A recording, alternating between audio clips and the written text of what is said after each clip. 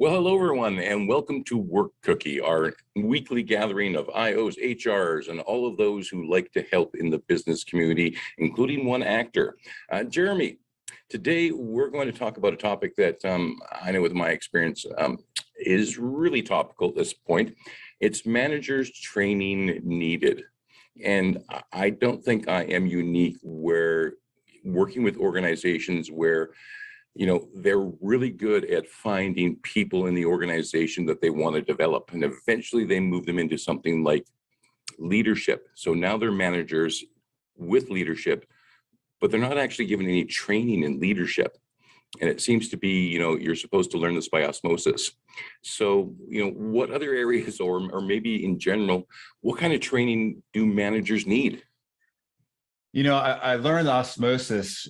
That word triggers a picture for me. Remember the old Garfield cartoons?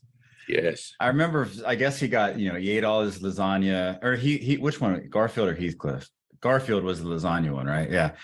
So he's eating his lasagna and he passes out. And I guess he was trying to learn something. So he would sleep next to this book and said, I'm going to learn through osmosis. So I'm glad you put that thought into my head. Hey, now I got to look up some studies, see if that's a real thing. Yeah, I was told that, in university, if you put your textbook under your pillow, that works. Hey, we're trying it tonight. So we're going to go over a lot today. I found some, I actually saved this PDF and I just titled it Golden Nugget when I saved it in my computer. And I'm going to share what that is today. Because if organizations are saying, look, we need some virtual. Now we've got these buzzwords, these cliches, all these things, and we're not going to be able to avoid them today. And that's okay. We're going to provide some of what we know already from a lot of different studies in terms of, look, if you're going to do a training, or if you're going to hire an outside consultant or preferably an IO, right, to do some of this training, here are some of the things that you should focus on. And we'll also move away from training and start to, I studied under, FBI guys and psych guys and all this. And some of the thinking is stop calling it training and start to call it conditioning, because that's what we're really doing is we're conditioning the mind, we're conditioning behaviors based on new learning. So we'll use interchangeably this conditioning and training concept. It makes me think. First off, Tom, I have an example. I thought of you yesterday, Tom, because I was coaching a client yesterday, and he shared with me, after 5 years of working with someone virtually, I went to an office that we don't usually go to, and this guy just comes up and he's like, "Hey," and he said he was just blown away because for 5 years they've known each other virtually and worked in a virtual capacity. He said he just was speechless. Because how do you just not seeing someone, meeting someone, it's just a completely different dynamic. And I thought of you, Tom, because we work virtually for years now. We've never met in person. We're a continent away from each other. And it would be insane just to have you pop in and just say hi. It would be insane. What I found for today's discussion, I put them in the chat in terms of the references. There's actually two, but I have to start off with this one. And I want to take a little bit of time, maybe 5 minutes, and talk about why it's such a good idea to find really good sources and look at the studies of what is known rather than do simple web searches where you're going to find theater, you're going to find opinions, you're going to find a lot of articles. And yes, they're good and we learn from them. This article is called Towards Remote Leadership in Healthcare, Lessons Learned from an Integrative Review. It was published in, here we go, Journal of American Nursing. Authors are Takamo and Moisioso, Karki, and some other names I'm not even going to try to pronounce, but that's the title. Some really interesting information here. I've never seen anything like this.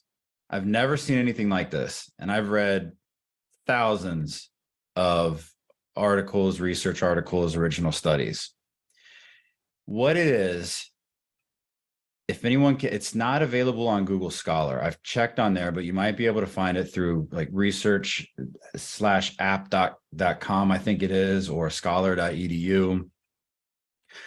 It's a literature review, but they break down all of these studies and evaluate them empirically, and then provide an easy go-to chart of everything that is found for the studies with how do you manage and how do you lead in a virtual environment. They define everything. They look at the studies. They say what kind of a study was it? How many participants were in the study? But they do it all in a very charted way. And they do a mixed methods analysis to look at the efficacy of all the data. It's absolutely insane. And then they have this nice breakdown of these columns where they have, here's the author, here are the aims, here are the sample size, the data collection, and then here are the major findings. And to a lot of you out there, we geek out on this stuff. To those of you who don't geek out on this stuff, we're going to break it down so that it starts to make sense. I'm just going to give, for example, one of the things that is found here. So in a literature, basically any scientific study that we look at, anytime researchers are going to perform an actual study, they need to look at all the literature in terms of and finding what is known. Because if something's already known, they either have to add to it or they have to find out something that's not known and then perform the study. They also have to become experts in their own right and share that they've done their due diligence in terms of looking at all the research and all the data that's out there. So in this way, again, it's amazing how this literature review is performed and disclosed. There was a study by Hom, 2017. What's the aim of this study? Explores how important information sharing is to creativity and explains how to improve information sharing within virtual teams. So now we're starting to get the nugget of our topic today. Now, what were the findings? And again, these are findings. So this, if you're looking to do manager training, this is something that you should look to incorporate. Here are the findings. Information sharing and creativity were closely related in virtual teams. Further, authentic leadership, a sharing team climate, meaning teams are open, they're sharing, and psychological empowerment can improve information sharing. So what's the takeaway? The takeaway is sometimes it's hard in virtual teams and in virtual meetings for people to share information because there's this level of anonymity, especially with the screens off. Then with this level of anonymity comes diffusion of responsibility. And for more on diffusion of responsibility, you can look up the bystander effect. Basically, diffusion of responsibility means someone else will do it. Or if this was important, somebody would speak up. So what you can do as a virtual manager is very simple. Share more information and create a sharing climate within the team that will spark creativity.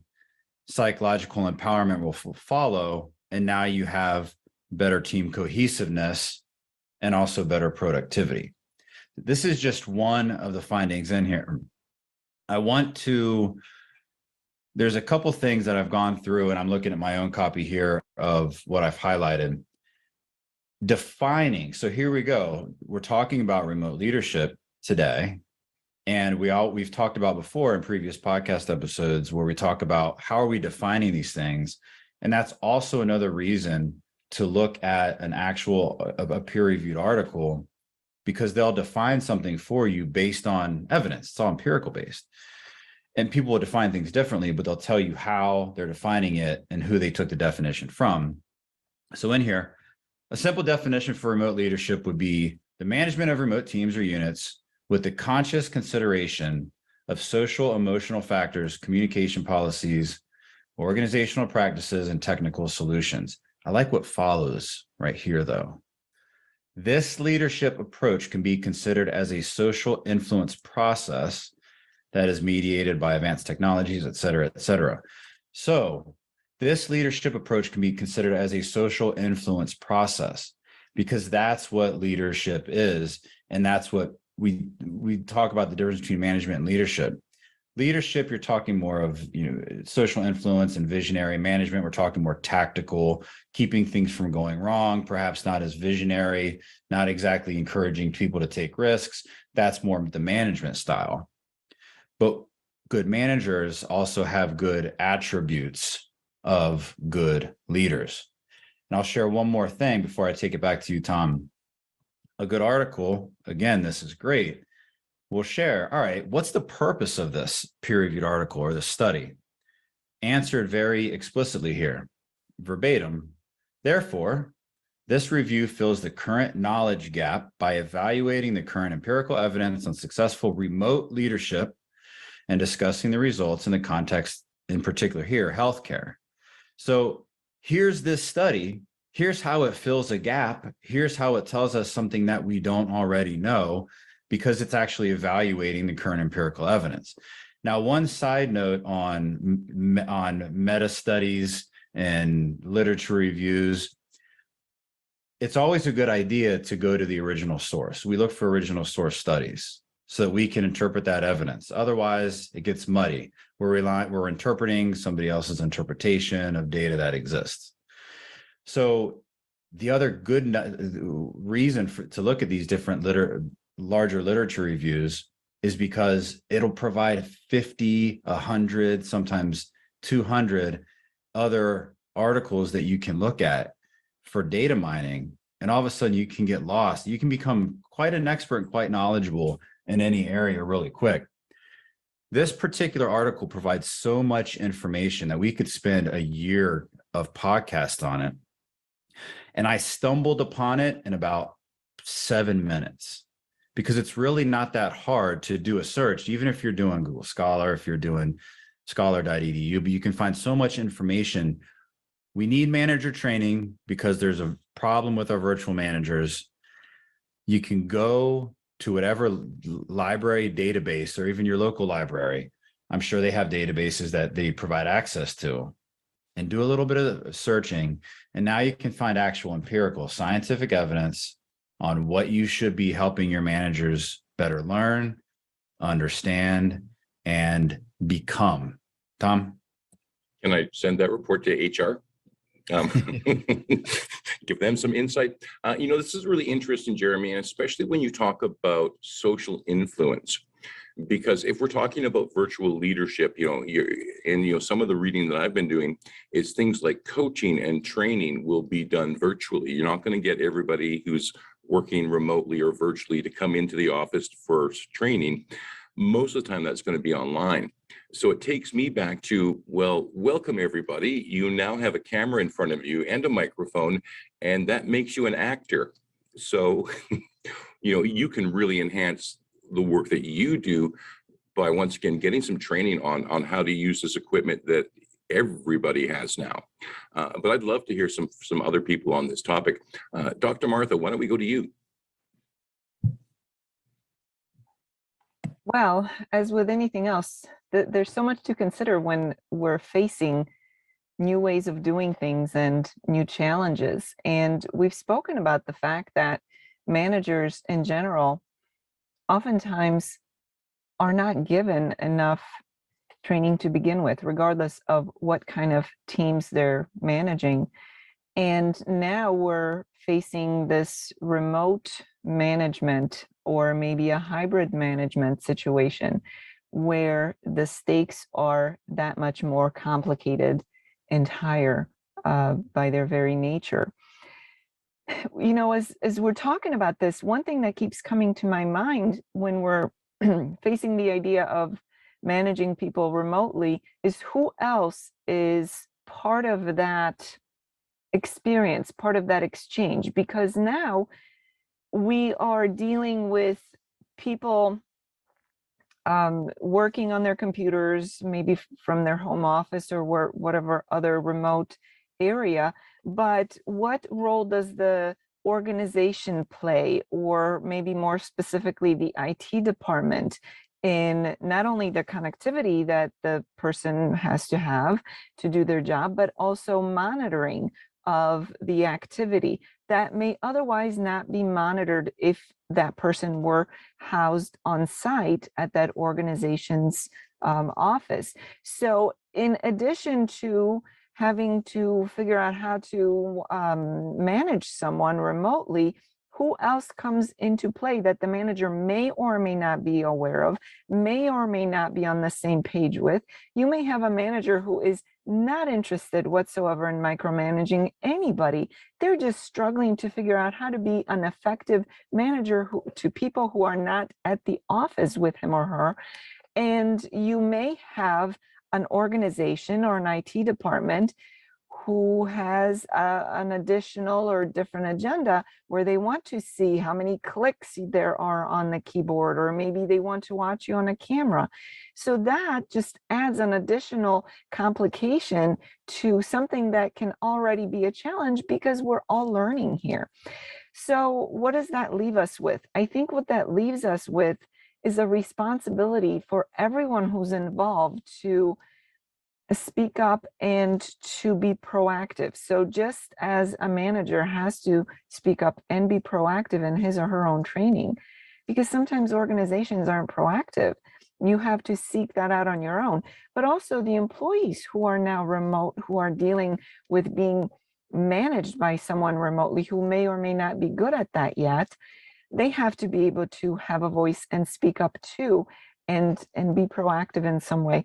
So whenever we face new things, everybody has a responsibility. It's not just that one lonely manager who finds themselves in a difficult situation now. Everybody has a responsibility to learn, to figure it out, and to speak up. At the same time, it seems like organizations are very hesitant right now with any training, especially now we're coming out of the pandemic, and there seems to be so much confusion, or it's just a foggy cloud that we can't see through, and we don't know what the future is of remote or hybrid work. So is it really organizations that have to embrace the future and really go, there's new technology there? I mean, there was new training for managers even before the pandemic, and organizations weren't clicking into it. So how do we bridge that gap? Well, again, I think it goes back to everybody having a certain level of responsibility, because it's one thing to say it's the organization's responsibility, but what is an organization but a collection of individuals? And yes, there are those in charge, those who have more decision power and those who have less decision power, but collectively, we're talking about a group of people, right? And so if we don't take on a certain amount of responsibility, it's easy to say somebody else will do it. It goes back to what I think Dr. Jeremy was saying, or somebody was saying, that it is assumed that if it was important, somebody else would take care of it. If it was important, somebody else would have done it. That may or may not be the case. There's a reason why in social psychology, if you are in a group of people and there is an emergency, it's assume that somebody else will do it. But if you want to make sure that 911 is called, you have to point at someone and say, you go call 911. Otherwise, everybody's thinking somebody else is already doing it, right? So it's the same thing here. We can say, yes, the organization has a responsibility, and maybe the greater percentage of responsibility belongs to the organization. But what is an organization but a collection of individuals? So to some degree, everybody has a responsibility. Jeremy, back to you. Yeah, I agree. Everyone has some sort of responsibility. And we cover that. We get into this from time to time. How can you manage up, and how can you be that advocate for your boss, even if you maybe don't like your boss too much, or you notice your boss is struggling? And there's plenty of people that are going to listen to this, the recording of this, and say, what can I specifically do as a manager to help for my remote team? I know I'm falling behind. I'm not the best leader. I'm never going to be the best leader, some people may say, but there's really some certain things that you can hang on to, or if you can find a way to manage up and, kind of slip these things in and help your boss out. In this particular article, the same article, and I'm going to name it again because I'm just giddy over all this information here. It's called Towards Remote Leadership in Healthcare, Lessons Learned from an Integrative Review. There is oh man, it is a long article too. Tom, And when are you writing that book, Leadership from Beneath? Yeah. So I think we actually do need that book. I found it. Thanks for the filler, Tom. I appreciate it. Not a problem.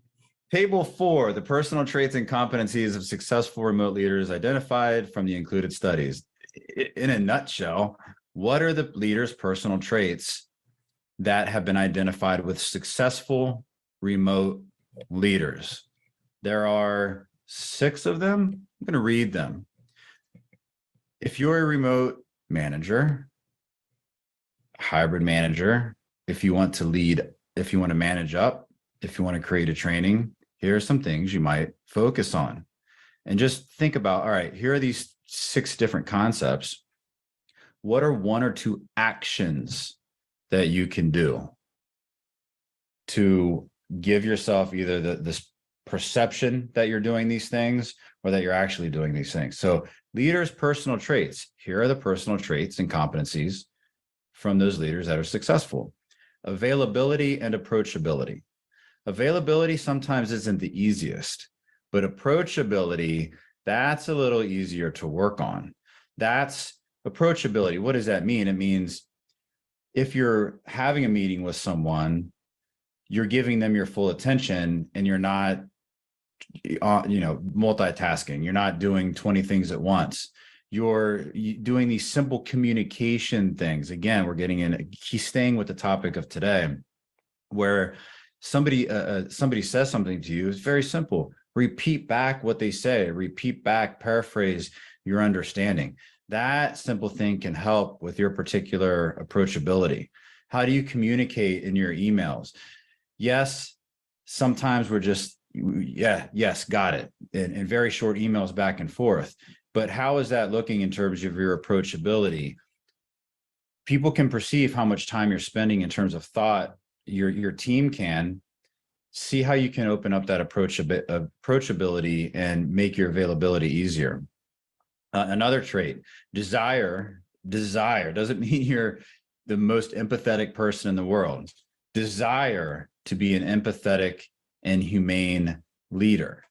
So seeing people more as humans, and that may seem odd, but we get into this, think about plane hijackings, terrorism. Plane hijackers thrive and are taught to dehumanize the victims on the plane. If you're being attacked, for example, and you see this sometimes when someone goes missing and their parent is trying to bring my child back, they use the child's name. Use your name, right? If you're being attacked, or if God forbid your plane is hijacked, use your name. You have this many kids, you do this. Humanize yourself. That's what I mean by humanizing people. So often we get caught up in this day to day where people become products, people become just methods to get things done, cogs in a wheel. The more human you can make your workforce feel, the better. Use more names, ask for more opinions, say, hey, Sam, you have a good idea about this. And then as far as the empathy part, we've talked about this a lot. Simply doing this thing where you're shaking your head, yes, or that sounds tough, or it sounds like you've done a lot to make this work. Those are very easy things that any leader can do.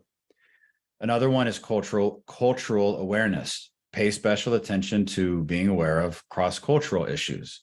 Doesn't mean you have to know everything, but you can ask questions, you can be aware, and therefore, once you're aware, that can change your behaviors.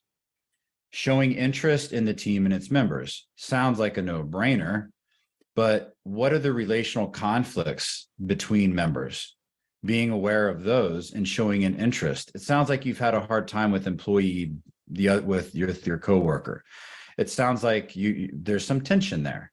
Or it sounds like you had a great weekend and you're taking that motivation and that relaxation, and it gave you a springboard for your work because you've been on it this week. Simple things like that you can do as a remote leader. There's two more. Enhancing the autonomy of team members. Autonomy is so important. Treating people like adults. Sometimes people need to make snap decisions, and that means taking a risk. Support your employees in that. Do you really want your employees coming to you for every single tiny little question all the time? And then you're constantly getting in that, and it's preventing you from doing your high level work. So give more autonomy. And then the last one is willingness to listen and negotiate. People skills, the ability, patience, conflict management skills. These are things that you can easily read up on. There's tons of negotiation and conflict management books out there. There's a lot of things that you just get more aware of it. Go to do a web search and find out more about this. But these are the 6 things. I'm just going to read through them again that you can start to craft either a training on, you can help your boss with in terms of managing up, or you can just either self-educate or really just self-act, self-do. Here are the personal traits again: availability and approachability, desire to be an empathetic, humane leader, cultural awareness, showing interest in the team and its members, enhancing the autonomy of team members, willingness to listen and negotiate. Tom. So if I own a company and I move, or if I'm, a CEO and I move someone into a management position, should they get a psychology degree? No psychology degree needed. However, psychology is absolutely everywhere. Marketing, right? Huge. It blows my, well, I guess you have these psychology and marketing classes. I mean, that's really all marketing is psychology. But yes, psychology is everywhere. You don't need a psych degree. What you need to do is simply be curious and want a tomorrow that's better than today. That's it.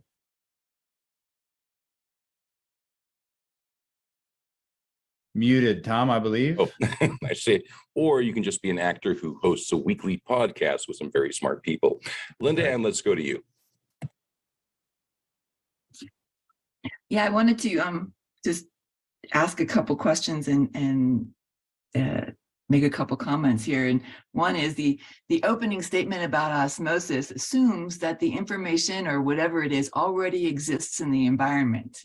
And I think that in some cases, this doesn't exist in that environment. So you can't even do it that way, even if you wanted to. So that aside, one of the ways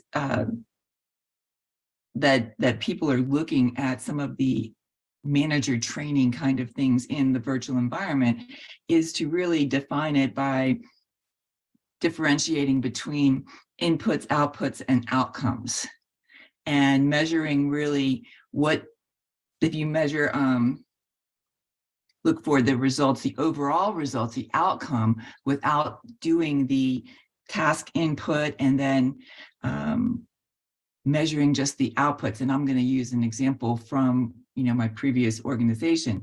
If you had someone come to an architecture firm and said, I want you to build me a house, right? And this is a similar situation where even if you're in a coaching situation, often a certain issue is presented, but it's not necessarily the underlying real issue to be addressed. And so if someone says, I want you to build me a house, that company, that architecture firm could say, all right, well, so-and-so, go ahead and do X, Y, and Z, and then you do, A, B, C, and so forth, and we'll get you a house. And you provide them the incremental drawings, but it may not be that energy efficient house that they're looking for, but you provided the inputs, you provided the outcomes, the outputs, the milestones, the deliverables, those kinds of things. But you weren't focused on really the ultimate outcome, which may have been, you want your client to be satisfied and meet their expectations overall. And so that's those are 3 different stages of how you can approach work and people. And, but if you're going to do that, and have your managers or leaders, because I think they're leading the people that are doing the work, right? If you're going to have them change the way they approach working with their team, you have to educate the team on the fact that we're going to try a different approach so that they aren't sitting there scratching their heads going, what are they talking about? Or why is this different? They understand the process and the growth, and everybody grows together. Once again, this is not a new issue. This was going on before the pandemic with a lack of training.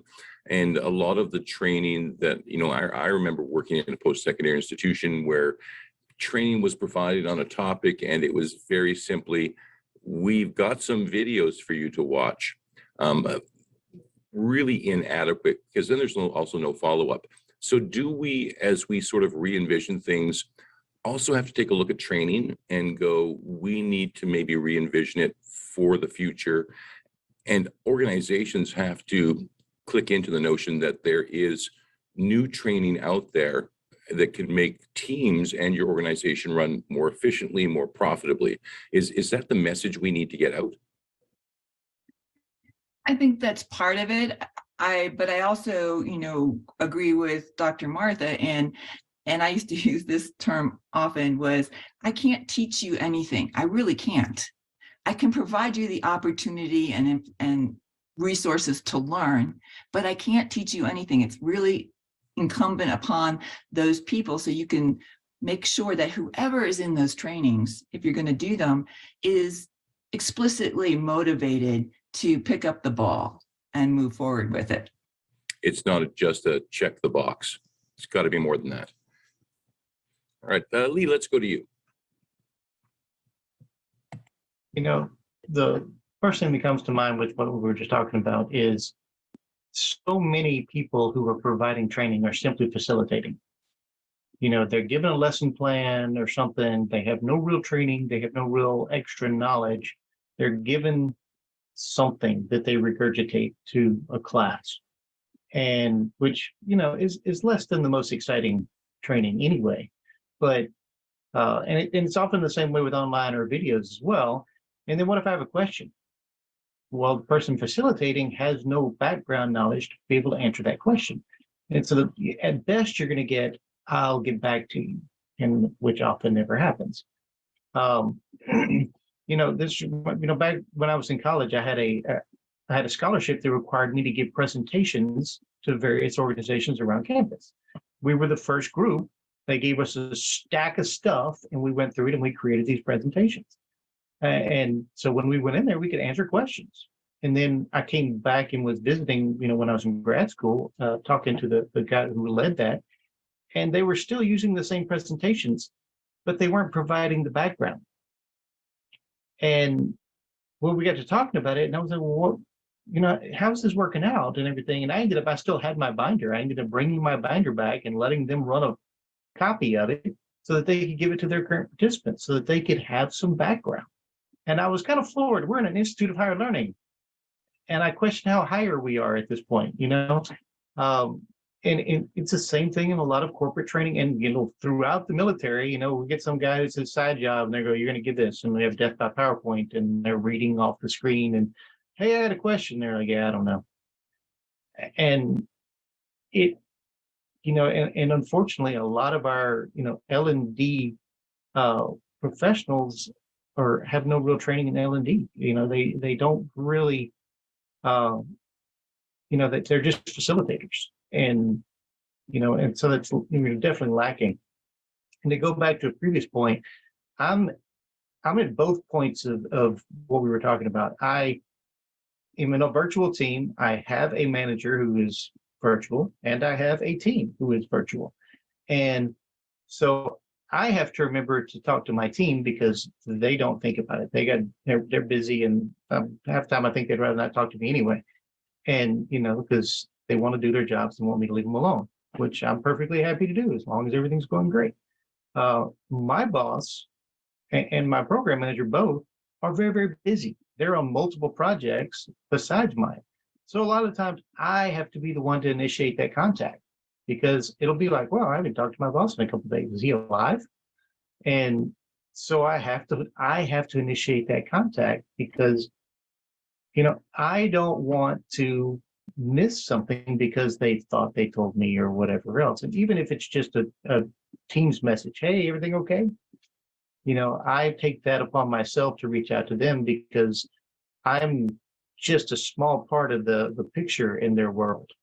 And communication becomes so much more important when you can't stick your head in the boss's office and go, hey, what's going on? We good? And you're right, because organizations who have excellent communication processes, they do much better than those organizations who don't.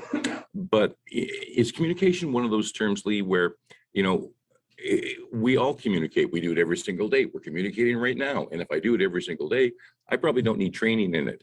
Where it's actually, at least in my view, it's the exact opposite issue. You've got to have the training to do the things like that you're doing, where, boy, my boss hasn't called me in a couple of days. I'm going to check in with him. Or my employees, I have to be on a regular communication basis with them. So is that part of the training that's missing right now that we need? Oh, I would say so. Yeah. I mean, because we all have some idea of how to communicate. We learn it as, children, and, the technical things, sender, message, receiver. But effective communication is a whole other level. And, and I'm sure that you're very familiar with this from your work, that it's not intuitive to the vast majority of the population. And just because I say something doesn't mean that you hear what I think I'm saying. And and that could be a lot of things. It could be cultural differences. It could be, Southern, me as a Southern guy talking to you, a Canadian, and we may say the same word that means something completely different, and it could be offensive, and totally not the question. And I've heard some words that are used in other English speaking languages that here would be a slur, and there it means something completely different. And so, yes, effective communication, there's definitely training, especially today in the virtual world and the international marketplace.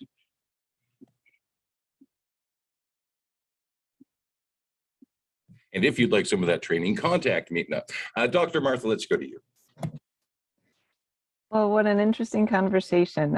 Couple of things. Going back to what Dr. Jeremy was saying, and what you picked up on, Tom, is just how much psychology there is in managing people and leadership. And honestly, this is where IO psychologists and IO practitioners come in as a critical part of an organization's success, because yes, people can talk all day long, doesn't mean they're good communicators, just as Lee pointed out. So this really does make a good argument for how much an organization has to consider the right people to help along, because there really is so much psychology in it. And to the point of marketing, when Dr. Jeremy brought up the idea of marketing, think about good marketing leads the masses. And I'll give you a side tangent of an example. Way back, when people started to figure out that psychologists are good to have on their marketing staff because they can really mess with people and get you what you want. And there was a time in our history where smoking was considered to be kind of not the thing to do for ladies. Ladies should not be smoking. It was bad enough that men were doing it, but they're rough and tough, and that's a whole different ballgame. Ladies should not be smoking. Well, along came this campaign that called cigarettes freedom torches. And if you were an independent woman or wanted to be one, you should be smoking. Think about the insanity of it now that we look back at it.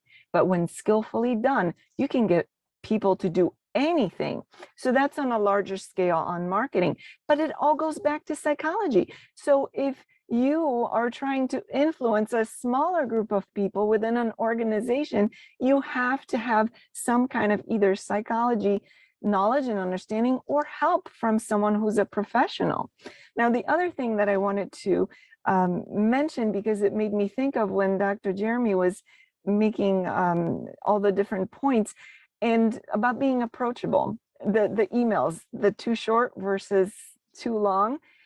It is my experience that there are so many people out there that don't read beyond the first 2 sentences of your email, no matter how much time and effort you put into it. And then they come back to you looking for the information that was in the email to begin with, right? Because they didn't read it. Or if they see an email that has a lot of information in it, they roll their eyes, call you long-winded, and never bother to read it. So as a leader or manager, there you are, stuck between a rock and a hard place again, trying to find that sweet spot of what's going to appeal to people. But you know that when you're dealing with other people, it's going to take different things for different people that will work for them. Everybody's a little bit different. So some people appreciate more information. Others don't want any more than a sentence or two, right? Where another group might be offended by you're too abrupt or too short or whatever. So this is such a complex topic where, once again, if you're an organization, you have got to get yourself an IO psychologist or practitioner, because we're here to help. At least start listening to Work Cookie, because there's a lot of great advice that's shared on this platform. Brendan, nice to see you again. Speaking of great advice, go ahead. Thank you, Tom. So I listened to what Lee said, and I think it leads back to what Jeremy originally said, and Dr. Martha made some great points as well, is that what I see a lot of is triangulation of communication, where you've got two people who are having a conversation, but these three other people need to be involved in that. So if you don't send a follow-up or a recap of what was discussed, then the other three people are not in the well. And I mean, I had an email today where it was somebody sent me something. I was like, that's absolutely fantastic. I have no clue what's going on. Can you please tell me more about what's going on here? And then to Dr. Martha's point about the emails, man, I feel the pain on that, because I send out emails as an HR representative and it'll have 3 questions on it. And each question is just important, but I'll get an answer to one. I was like, that's fantastic. What about the 2 other questions I asked you? So then I'll have to send somebody a Teams message and go, okay, what about this? Okay, what about this? Okay, thank you. Now I can get this task done. So I think there's a lot of education that can be done within the that's great. I need all 3 pieces of this in order to fit this puzzle together, or to even simpler, let's make this recipe. You can't make a recipe with just flour. You need 2 other things. So education could definitely go a long way. But yeah, I definitely feel a lot of these frustrations, and just, it's not even, I think I've said this on podcasts before. Man, human beings have been along for how long? We still can't even talk to each other in the right way. So this concept of even communicating in a remote work environment, yeah, if we can barely communicate when we're in person. And we've got really no roadmap right now about how to do this. I mean, there might be some sort of general things, best practices that we can all embrace, but isn't it true that each team and each organization actually has to figure it out for themselves? I mean, and, don't do it by yourselves, bring in an IO, but you've got to, talk to the people, you've got to communicate, find out how they like to communicate, and then create your communication methods. Is especially with your experience, is that the best approach? Yeah, I would think it should be team specific, not person specific, because if you have 4 people on a team and somebody says, well, I like Teams, or I like a phone call, I like this, that's great. Everyone, we're going to decide that we all like to use this now, and this is what we're going to use moving forward. And if you don't like it, I suggest you start to learn how to like it, because there's a reason why. Yeah, and that's good communication. Linda Ann, let's go to you. There we go. I think before that, and before an organization starts training people at all on things, they really need to take a step back and look at what they want the ultimate end result to be. The old thing of starting with the end in mind, and really, what do they want to achieve by the training? How do they want those managers or individuals to perform? So what's the real goal of this? What's the end goal? And make sure that whatever they do is clearly aligned with that end result and with the value systems and purpose of the organization. To go back to, I'll go into healthcare because this was used as an example.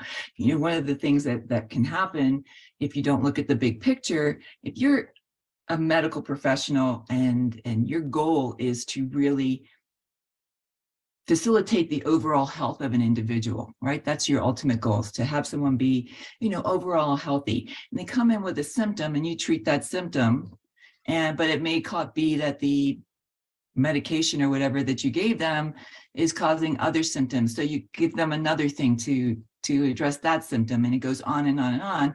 And they still have symptoms because of all the stuff you're doing, but you're not achieving that end goal of overall health, right? So you have to back it down and maybe reiterate and start over. But it's really important that whatever we do, we understand the overall arching goal and purpose of it, and the why, communicate the why. As Brendan had said, why is a big deal in getting cooperation, but making sure that it's not just a silo kind of situation where you're putting a Band-Aid on something. Let me ask you, because, if I have an organization, I might want to bring in an IO, but more than likely I've got an HR professional. How much responsibility, or maybe it's a new vision for HR, looking at that overall health of an organization and spotting it and bringing forward training? I mean, that's classically what I would think HR is doing. Has not always been my experience. It's usually HR is there to make sure the company doesn't get sued and make sure that, the I's are dotted and the T's are crossed. But what role can the HR department play in this new paradigm, especially with remote work, as we move forward with looking at that overall health of the organization and suggesting possible training elements to make the process in the organization better? I think it's partly addressing some of the issues of siloing, and addressing some of the challenges that the organization currently has that they are just addressing in isolation. And if you don't have things communicated in a cohesive manner where everybody understands how it all comes together to achieving that purpose, which is really the driving factor in anybody that you're recruiting right now. They want to have that connection. I think it's really critical that organizations start looking more at the whole versus all the departmental pieces, and how can I address this one segment of concern? In other words, if you're doing an engagement survey, right, you might say, okay, well, our employees aren't engaged, so let's do X, Y, and Z over here. That's only a symptom. It's really, how are you approaching the whole, and how are you communicating the whole? And when you're doing the training to change how we manage work and people in a virtual world, how are you working with that individual in a very empathetic way, as Jeremy had identified for us, and really facilitating their process, facilitating their needs, and achieving that outcome? But it's a more global approach than I think that most companies and individuals are used to utilizing. So is it time for HR to assume a leadership position and lead these organizations to a new and better future? Well, I think so. That's a growing pain for both organizations and human resources. Yeah, it certainly is. And let's hope we manage through it well. Jeremy, let's get back to you, because I see that this hour has really flown by and we're down to about 10 minutes. So you got some news for us, stuff coming up? I do. And then I want to make something on something Lee said. Next week, what's our topic? Why managers should become, ooh, I like this one. Why managers should become learning partners for employees in training. Well, that kind of bumps up to what we're talking about today.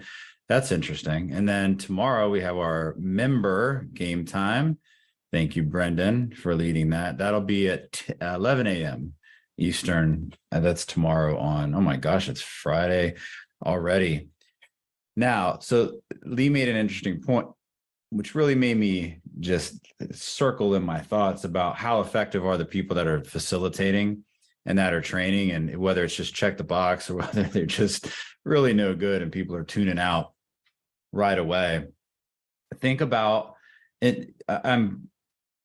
tying this in also with what Linda Ann was saying, if you're going to have a program, think about not only, like she said, the symptom, but also kind of an overall global approach. Make sure whoever you're having doing these trainings, especially on these soft skills, find someone who has a good philosophy about training. Find someone who is willing to, or at least suggests talking to people within in the organization before even putting it together to find out what they need to get buy-in. Talk to managers, talk to all levels of employees to figure out what kind of training would be impactful to them. What would be the components of that training? How are you implementing adult learning theory by allowing people to work in groups, share their own examples, go off of life examples, have discussion around these particular topics and lead those discussions and facilitate those discussions in an effective way. If you have people that are creating, and if you have a training team, consider maybe they need some train the trainer. And maybe they're the ones that are creating these train the trainer classes, because a lot of organizations have this where they're training other trainers. There sometimes is a need to train the trainer who's training the trainer. You've got to make sure, because sometimes these programs are just created. I've audited train the trainer programs, and some you look at them like, oh my goodness, this is the cause of the poor training. Find someone or something where you can figure out, what is this training going to be about? How is it going to be done? What's the philosophy of the person training? How good is it? Maybe do some pilot programs. The last data I looked at was a long time ago, something like 80% of training dollars just go to waste. You just do. It's a check the box. People don't remember things. When you make it experiential and you make it matter, and then you get the buy-in, especially from supervisors, which we're going to talk about next week, and then have those supervisors involved. So many times you run these trainings and employees say, why am I getting training on all these awesome soft communications skills, these leadership skills, but my boss isn't? You hear that a lot. So you can we'll talk about this next week, you get a lot more bang for your buck if you're incorporating supervisors into the support system for the training, which should last months at least afterwards. Tom, back to you.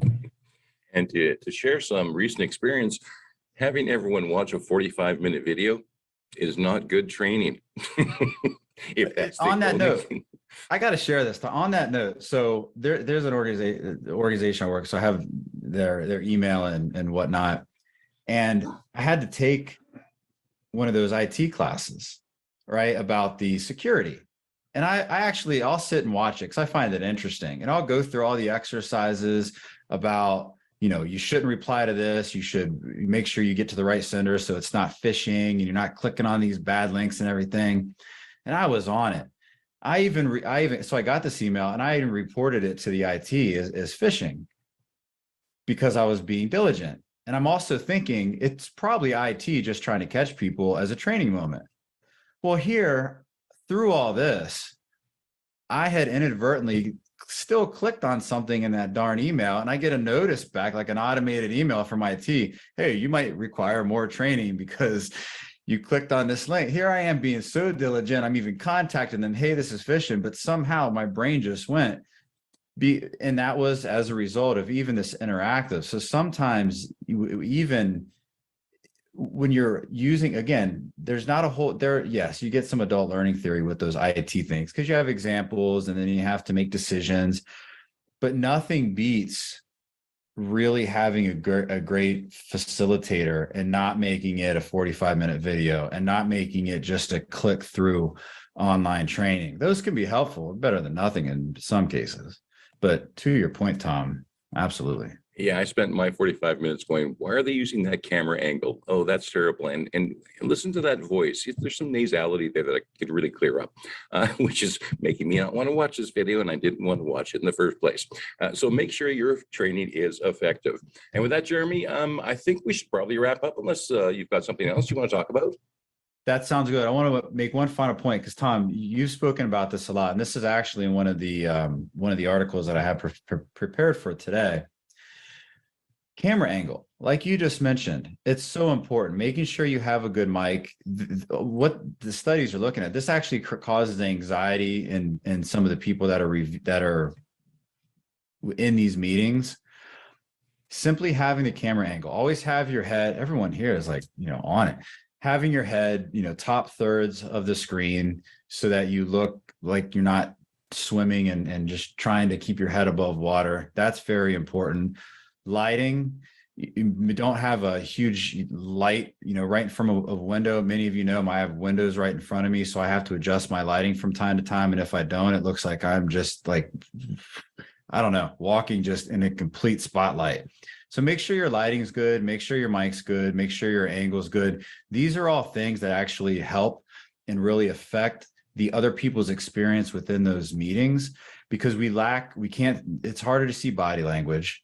And we've talked about this before, how pupils, when you're talking to someone, and there's no way you can see this in a virtual meeting. When you're talking to someone in person, there's evidence that your pupils will actually dilate and contract and sync with the person that you're talking to, just because of how we mimic each other physiologically. So without those things, the least you can do is make the experience okay and not just annoying, like you said, with poor audio, poor cameras. And let's do it. Tom, on that note, let's close up shop. See everyone next time. Awesome conversation today. Really like this one, as I always do. Closing out in 5, 4, 3, 2, and